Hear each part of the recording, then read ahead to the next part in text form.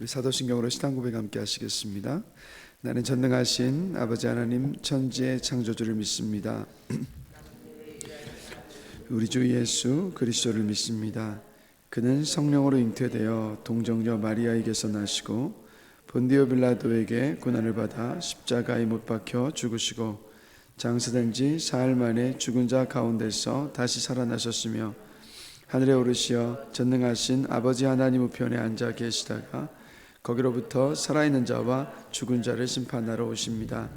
나는 성령을 믿으며 거룩한 공교회와 성도의 교제와 죄를 용서받는 것과 몸의 부활과 영생을 믿습니다. 아멘. 네, 오늘 함께 보실 말씀은 사사기 20장입니다. 사사기 20장 1절부터 11절까지 말씀 함께 보시겠습니다. 사사기 20장 1절부터 11절까지 말씀 함께 보시겠습니다. 우리 한 절씩 교독하면서 읽도록 하겠습니다. 제가 먼저 읽겠습니다. 이에 모든 이스라엘 자손이 단에서부터 브엘셰바까지와 길르앗 땅에서 나와서 그 회중이 일제히 미스바에서 여호와 앞에 모였더니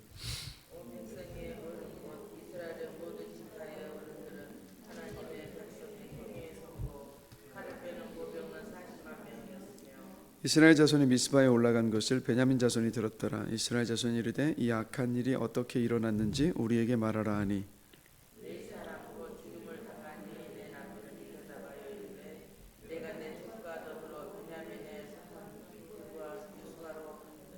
기브아 사람들이 나를 치러 일어나서 밤에 내가 묵고 있던 집을 에워싸고 나를 죽이려 하고 내 첩을 욕보여 그를 죽게 한지라.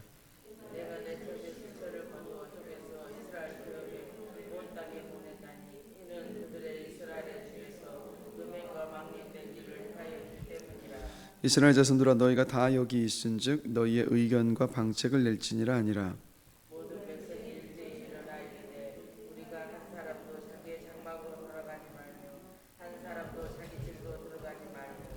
우리가 이제 기브아 사람에게 이렇게 행하리니 곧 제비를 뽑아서 그들을 치되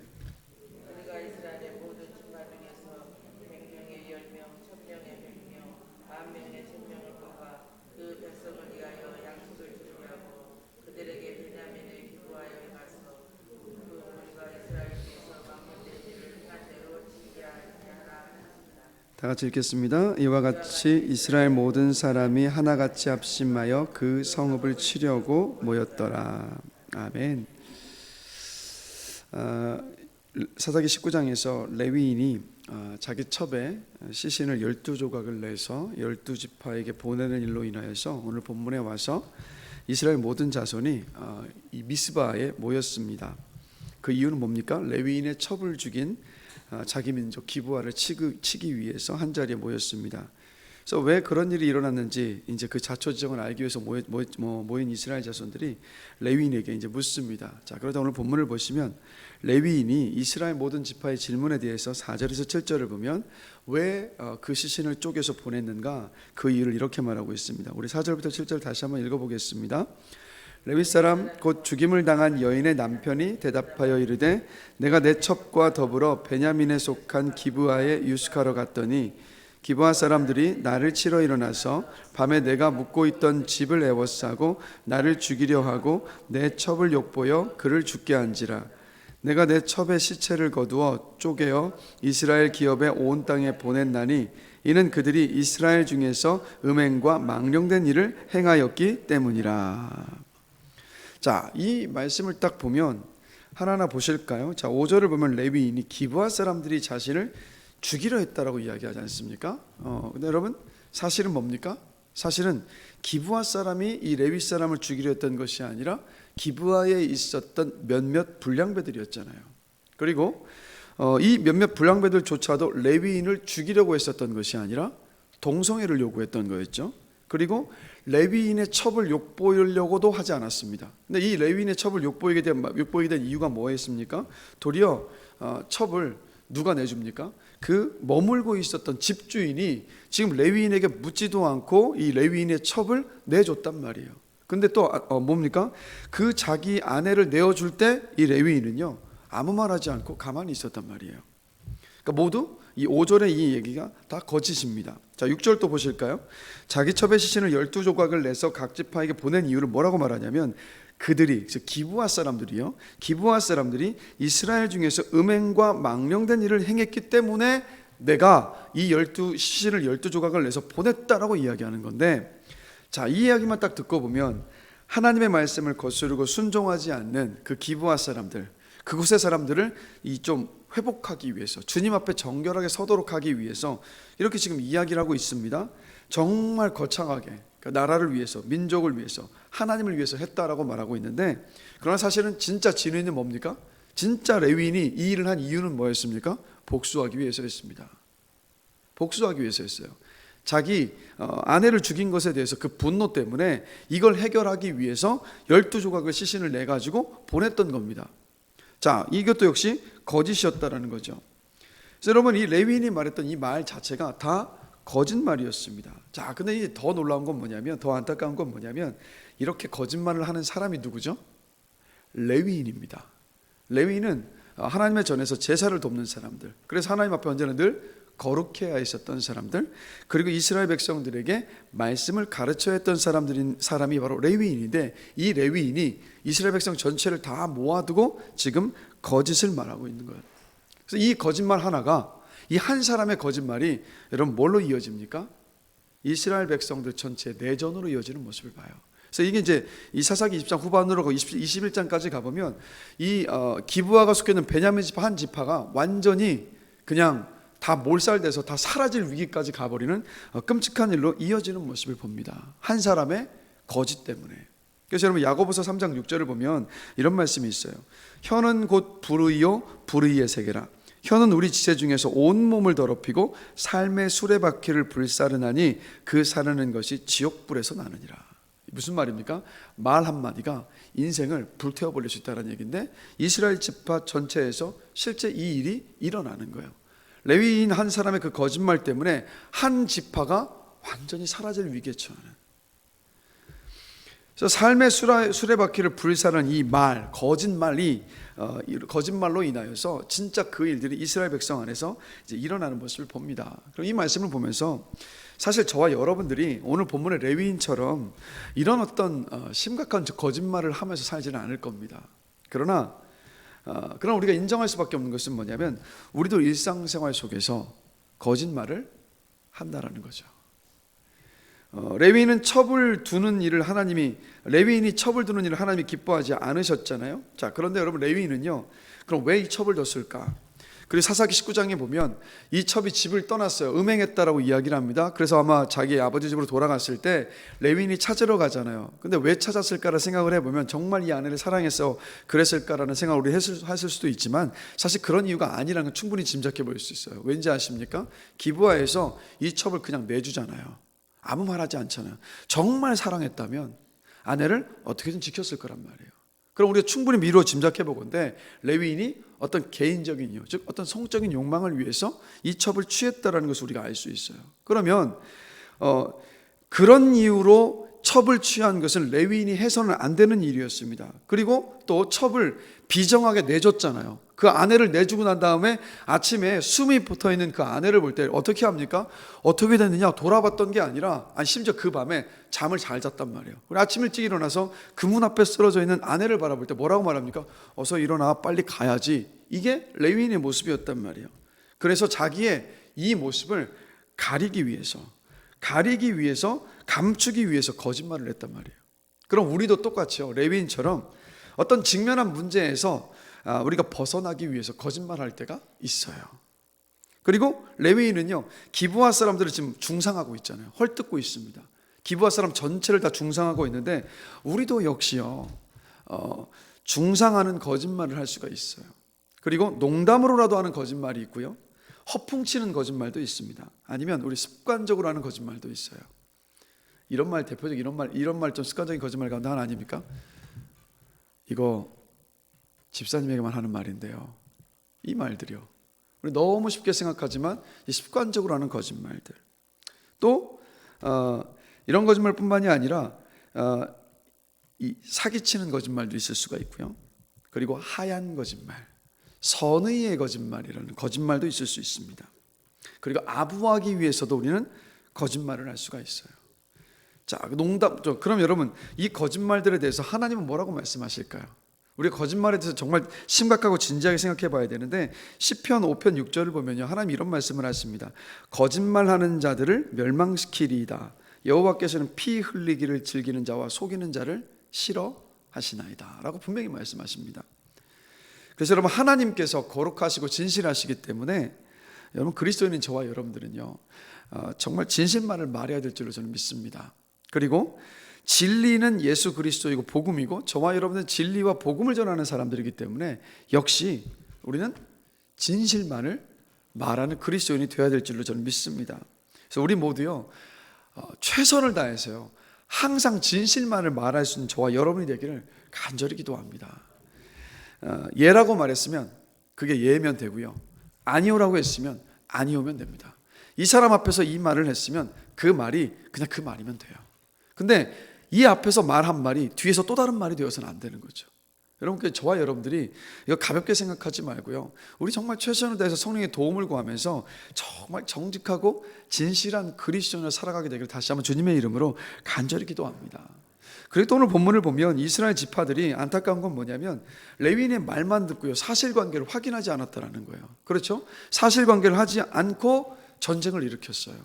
분명히 진상조사단을 좀 보내가지고 기브아 땅에 보내고 난 다음에, 야, 레위인이 이런 말을 했는데 진짜 상황은 뭐였느냐, 진짜 사실관계는 뭐였느냐, 이걸 좀 확인을 했을 법도 한데, 이 이스라엘 백성들은요, 하나도 확인하지 않은 채 이 레위인만의 이야기만을 듣고 이제 전쟁을 시작을 해서 전쟁을 또 시작을 한 모습들을 봅니다.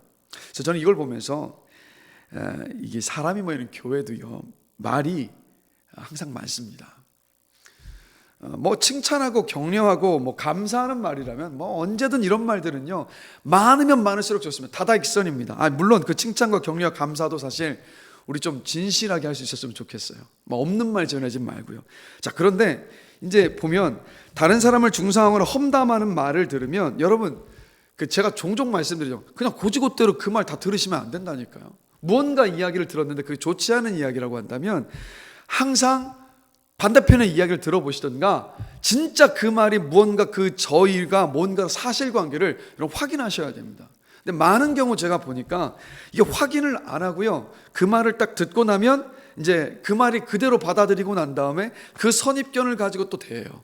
근데 또 거기서 멈추는 게 아니라 다른 주변의 사람들이 또 그 이야기를 함께 들으면서 또 그 사람을 그렇게 대합니다. 또 그러다 보면 그 안에 어떤 일이 벌어집니까? 그 말에 대해서 반대하는 말들이 또 생겨나서 이제는 또 파가 생겨가지고 다툼이 일어나는 모습을 제가 종종 봐요. 근데 교회 안에 이런 일들이 끊임없이 일어나는 모습을 봐요. 여러분, 우리는 그렇게 하지 않고요, 그렇게 할 것이 아니라 항상요, 정말 진위 여부를 확인하시고, 이 사람에게서 이 말을 들었으면 반대쪽의 말을 반드시 들어보시고 난 다음에 정황을 반드시 파악하시고 그 중립의 자리에서 하나됨을 지켜가시는 저와 여러분이 되길 주님의 이름으로 간절히 기도합니다. 이게요, 이런 일들이 많아요. 목회자인 저도 이런 경험들을 종종 합니다. 그래서 여러분, 이 교회 공동체는요, 뭘 해야 되냐면 하나됨을 지켜나가야 돼요. 예수님이 대제사장의 기도라고 불린 요한복음 17장 이후에 예수님의 그 마지막에 십자가를 지시기 전에 하셨던 기도들을 잘 보시면요, 정말 어떤 것을 두고 가장 많이 기도한지 아십니까? 주여, 아버지여, 아버지와 제가 하나가 되었던 것처럼 이들도 하나가 되어달라는 기도를 그 마지막에 하시는 모습을 봐요. 그래서 여러분, 하나됨을 지킨다는 것이 왜 중요한지 아십니까? 우리 하나님이 삼위일체 하나님이세요. 그러니까 세 분이신데 한 분이시란 말이에요. 그래서 하나됨은 하나님의 속성입니다. 그래서 이 세상에 진짜 하나님이 계시다는 것을 드러낼 수 있는 한 가지 방법이 뭐냐면, 교회가 하나됨을 보여주는 거예요. 그래서 교회는 어떤 곳입니까? 인종, 성별, 나이, 직업에 상관없이 오직 예수 그리스도로 하나가 된 것이 바로 교회잖아요. 그래서 교회의 하나됨은요, 하나님의 살아계심을 보여줄 수 있습니다. 그렇기 때문에 오늘 본문 속에 이스라엘 백성들의 이 모습을 반면지사로 삼아서 저와 여러분들이요, 이 말 때문에 교회의 하나됨을 깨는 것이 아니라 우리의 말로 나뉘어져 있던 것을 봉합하고 하나 되게 만드는 그런 저와 여러분이 되기를 주님의 이름으로 간절히 기도합니다. 그리고 이제 마지막으로 생각해 보신 것은 뭐냐면, 여러분, 이런 안타까운 일이 이스라엘 공동체 안에 일어난 이유가 뭐라고 생각하십니까, 여러분?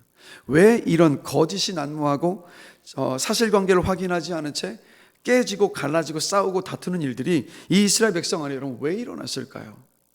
그 이유는 딱 한 가지입니다. 말씀이 없었어요. 그래서 이 사사기 전체를 한 줄로 이렇게 요약하잖아요. 이스라엘에 왕이 없었으니 자기 소견에 옳은 대로 행하였더라. 자기 소견에 옳은 대로 행하였더라. 왜 자기 소견대로 옳은 대로 살았습니까? 그 이유는요, 말씀이 없었기 때문이에요. 말씀이 없었기 때문에. 그래서 히브리서 4장 12절에 보면 이렇게 말씀합니다. 하나님의 말씀은 살아있고 활력이 있어 좌우의 날선 어떤 것보다도 예리하여 혼과 영과 및 관절과 골수를 찔러 쪼개기까지 하며 또 마음의 생각과 뜻을 판단하나니라고 말씀하고 있습니다. 여러분, 말씀의 능력이 있음을 믿으십니까? 어떤 능력일까요, 여러분? 말씀의 능력이 어떤 능력일까요? 나를 살리는 능력입니다. 내 안에 거짓이라는 어둠을 물러가게 하는 힘이요. 내 안에 내 욕심을 물러가게 하고 하나님의 뜻을 심는 능력. 내 안에 탐욕과 거짓된 모습들과 진실하지 못한 모습들, 이 모습들을 훤히 비추어주는 능력. 그래서 우리를 살리는 게 여러분 말씀입니다. 그래서 우리는 늘 주 앞에 무너질 수밖에 없는 연약한 존재가 맞아요. 그러나 이것만큼 분명합니다. 우리가 넘어질 수 있어요. 우리는 인정할 수밖에 없어요. 그러나 넘어지더라도 말씀을 붙잡고 있는 한은요, 반드시 그 말씀이 우리를 이렇게 세웁니다. 우리를 살립니다. 그래서 제가 요즘 들어서 계속 말씀을 드리는데, 여러분 말씀의 사람들이 되길 주님의 이름으로 축복합니다. 여러분 성령 충만이 뭔지 아세요? 성령 충만은, 성령님은 진리의 영이십니다. 그러면 성령이 충만하다, 이 말은 또 다른 말로 말씀이 충만하다는 뜻이에요. 그래서 성령 충만은 말씀 충만한 것이기에 여러분 말씀을 자 다시 한번 이 손 올려보십시오. 오늘 다시 한번 해보겠습니다. 지난 주일에 됐었죠 저희가. 자, 말씀을 읽고 듣고 암송하고 배우고 묵상하는 거예요. 왜 엄지손가락이 묵상인지 아시죠? 말씀을 읽는 것도 묵상과 연결되고, 말씀을 듣는 것도 묵상과 연결되고, 말씀을 암송하는 것도 묵상과 연결되고, 말씀을 연구하고 배우는 것도 묵상과 연결되기 때문입니다. 모든 것이 묵상으로 가요. 그럼 묵상이 뭐예요? 묵상은 말씀을 깊이 생각하고 되뇌이는 거. 그래서 여러분 안에, 우리 안에 말씀이 살아있는 한 우리 절대 무너지지 않습니다. 여러분 그것을 기억하시면서 말씀의 사람들이 되시길 주님의 이름으로 축복합니다. 그래서 말씀 안에 채워져 있다면 거짓을 이겨낼 수 있고 하나됨을 우리가 지켜갈 수 있는 줄로 저는 확신합니다.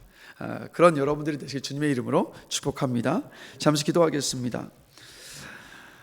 이 새벽도 하나님 이렇게 나와서 기도하게 하신 거 감사합니다. 하루를 시작하면서 주님을 생각하며 주님과 교제하며 시작하게 하신 것도 감사합니다. 하루를 이렇게 시작했기에 오늘 하루 종일 정말 주님과 동행하는 하루가 될 줄로 믿습니다. 오늘 함께 말씀을 나눴던 것처럼 하나님 우리 안에 말씀이 살아있게 하여 주십시오. 말씀의 사람이 되게 하여 주십시오. 그래서 내 안에 거짓도 버리고 또 그리고 우리 안에 있는 그 거짓도 다 덜어내고 정말 하나된 공동체를 세워갈 수 있는 우리 모두가 되기를 원합니다. 그래서 이 시간도 기도하면서 말씀의 사람이 되기를 놓고 기도하며 나아갈 때 하나님께서 우리 기도에 신실하게 응답하셔서 우리가 늘 말씀 속에 있고 말씀을 묵상하며 말씀 안에 기뻐하고 그 말씀 속에서 하나님의 뜻을 알아가는 그러한 삶으로 인도하여 주실 줄로 믿습니다.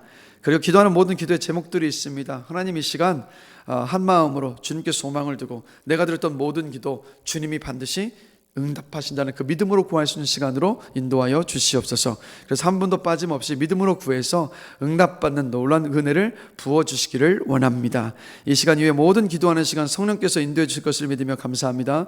예수 그리스도의 이름으로 기도드렸습니다. 아멘. 하늘에 계신 우리 아버지, 아버지의 이름을 거룩하게 하시며 아버지의 나라가 오게 하시며 아버지의 뜻이 하늘에서와 같이 땅에서도 이루어지게 하소서.